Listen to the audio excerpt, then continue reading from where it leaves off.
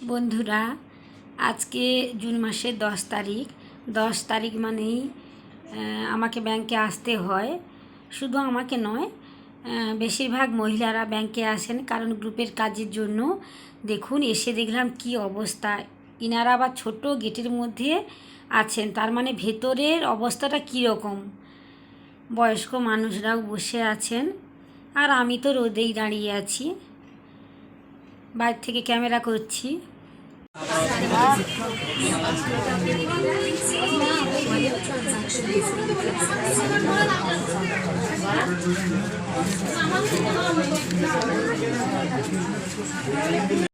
ভেতরে ঢুকে মেশিনে আমাদের ব্যক্তিগত বইগুলো প্রিন্ট করে নিয়েছি।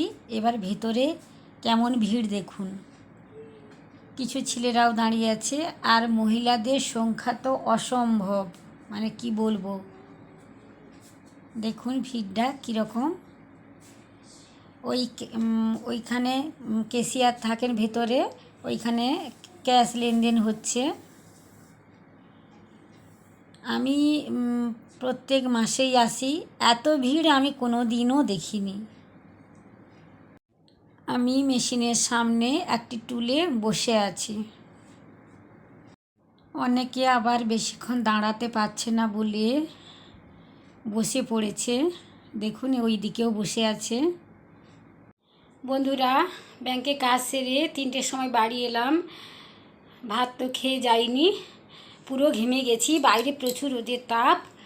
আর এসে খেয়েছি। আর আপনারা তো নিশ্চয়ই ব্যাংকে যান, আপনাদের ব্যাংকে কি এত ভিড় হয়? আর যদি ভিড় হয় নিশ্চয়ই কমেন্ট করবেন।